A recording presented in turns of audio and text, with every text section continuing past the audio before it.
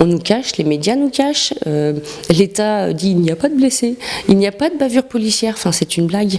Donc je m'appelle Vanessa, j'ai 34 ans et je suis auxiliaire de vie pour ma grand-mère. Le 15 décembre, j'ai décidé d'aller manifester pacifiquement pour tout ce qui ne va pas en France, surtout pour les personnes âgées et pour les retraites, les choses comme ça. On avait décidé avec mes 3 amis plutôt d'aller manifester aux Champs-Élysées. On est arrivé vers 14h, on a commencé à manifester tranquillement. Et on est arrivé vers une grande barre de CRS, donc là on est resté 5 minutes, on a regardé un peu, c'était très bon enfant, il y avait plein de gens qui faisaient de la musique, une petite grand-mère avec son déambulateur qui défilait, enfin, c'était vraiment très convivial, on était même étonnés par rapport à ce qu'on avait vu ailleurs. Et là on s'est quand même dit, bon on va s'éloigner des CRS, on sait jamais, on sait qu'ils tirent un peu facilement, on a fait demi-tour, on a marché 2 minutes et là il y a une brigade de la BAC qui est arrivée sur mon trottoir et qui m'a tiré dessus. Donc à 5 mètres, en plein visage. Voilà. J'ai eu de la chance, c'est qu'il y avait les street medics juste en face, donc ils m'ont pris tout de suite en charge. J'ai été mis dans le SAMU, on a attendu à peu près 35 minutes avant qu'on nous indique un hôpital où aller, ce qui est déjà très très long. Ensuite, je suis arrivée à l'hôpital Ambroise Paré. Là, ça était un peu pareil, on m'a laissé 20 minutes dans un couloir jusqu'à ce que les street medics tapent un peu du poing en disant mais c'est elle l'urgence, elle a une hémorragie sûrement, donc il faut s'occuper d'elle. Donc là, effectivement, les médecins se sont rendus compte que j'avais un traumatisme crânien, une hémorragie cérébrale assez importante, donc ils m'ont transférée à l'hôpital Beaujon. À l'hôpital Beaujon, j'ai subi en une semaine 2 interventions. La première, ils ont évité de me mettre dans le coma artificiel pour l'hémorragie, donc ils ont tout de suite fait l'hémorragie.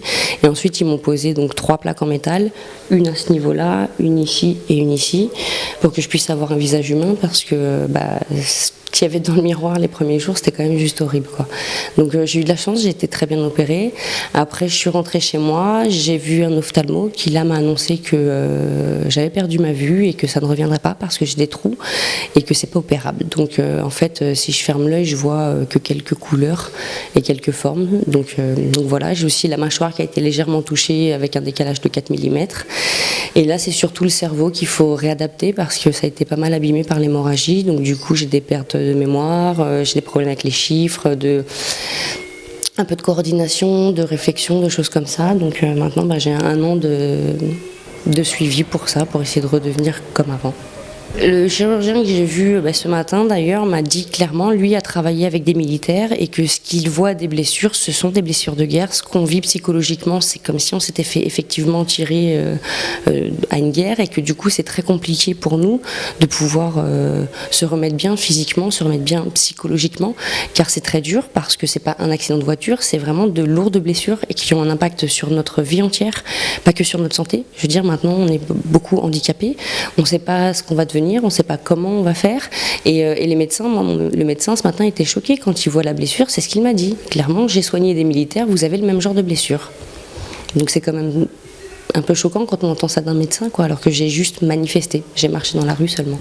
C'est ça, justement, qu'est-ce que tu penses de cette répression contre les gilets jaunes qui se battent pour des questions légitimes? Alors moi j'ai été élevée par un père qui était militaire, qui était pompier de Paris, par un grand-père qui était militaire aussi, qui était gendarme, et tout ce qui se passe en ce moment, ça va à l'encontre de ce que eux m'ont appris dans la vie, c'est-à-dire être là pour les Français, aider les gens, ne pas écraser les gens. Et quand je vois que juste en marchant dans la rue on arrive à se faire tirer dessus, qu'on arrive à se faire tabasser par des flics, qu'on n'a aucune justice, qu'une fois qu'on est à l'hôpital on doit se débrouiller nous-mêmes, non, c'est pas juste, c'est pas normal.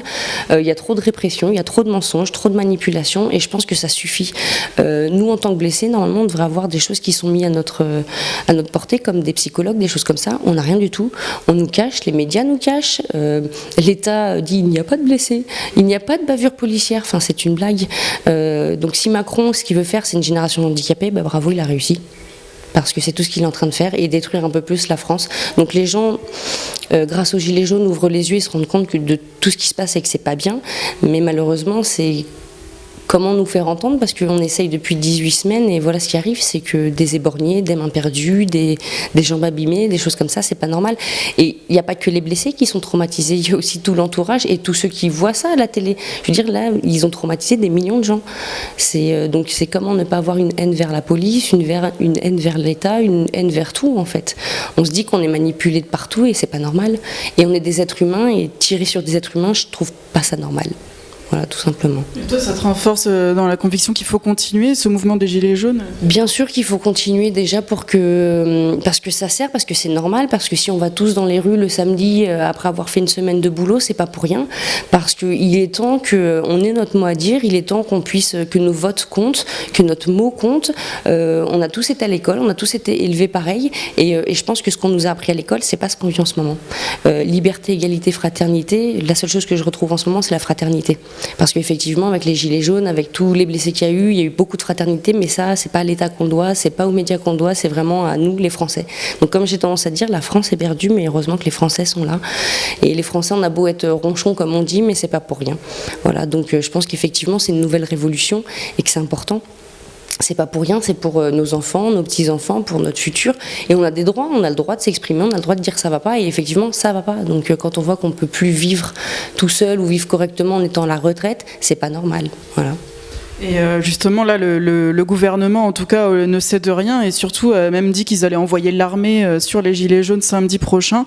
Comment tu penses qu'il faut faire pour faire plier ce gouvernement, quoi? Je suis en train de me poser la question justement, c'est la grande question en ce moment, jusqu'où il faut aller ou qu'est-ce qu'il faut faire pour qu'ils nous écoutent, parce qu'on est pacifiste, on n'a pas voulu faire de choses horribles, on a marché dans la rue pendant 18 semaines, ça n'a servi à rien, donc où il faut aller, qu'est-ce qu'il faut faire, je ne sais pas. Je suis un peu perdue là-dedans parce que j'ai l'impression qu'on a beau faire quoi que ce soit, il y a beau avoir des tonnes de blessés, des tonnes de personnes qui disent qu'il ne faut plus utiliser les LBD, les GLIF4, qu'il ne faut plus tirer sur les gens, et ça ne sert à rien, l'État ne nous écoute absolument pas. L'État est hautain et nous regarde comme de la poussière, quoi. On n'existe pas et c'est pas normal. C'est pas normal. Et je sais pas jusqu'où ça va aller, mais malheureusement j'ai l'impression que il va falloir que ça aille loin pour que ça puisse porter ses fruits, malheureusement. Et c'est pas ce que je voudrais forcément. Moi, je suis totalement pacifiste, mais que faire ? C'est vrai que là, les gens sont un peu perdus. Que faire ? Est-ce qu'il faut continuer à manifester ? Est-ce qu'il faut devenir un peu plus hard ? Est-ce qu'il faut faire des blocages ? Est-ce qu'il faut... Voilà, que faire ? Maintenant, c'est là la question. C'est jusqu'où il faut aller, et voilà. Et est-ce que tu peux nous dire où on est, puisque tu es venu saluer un blessé ? Voilà, donc moi... Je suis beaucoup sur les réseaux sociaux, je suis devenue bénévole en fait dans un petit groupe qui fabrique des pins, voilà. Et avec les bénéfices, ils aident les blessés. Donc moi, ils m'ont aidé quand j'ai été impactée. Ils m'ont offert un petit coffret spa, bien-être, pour que je puisse me reposer, me détendre. On a vu que ces derniers temps, les blessés avaient beaucoup de soucis financiers, tout ça. Donc on essaye de les aider aussi. Déjà, les mutuelles, beaucoup ne remboursent pas.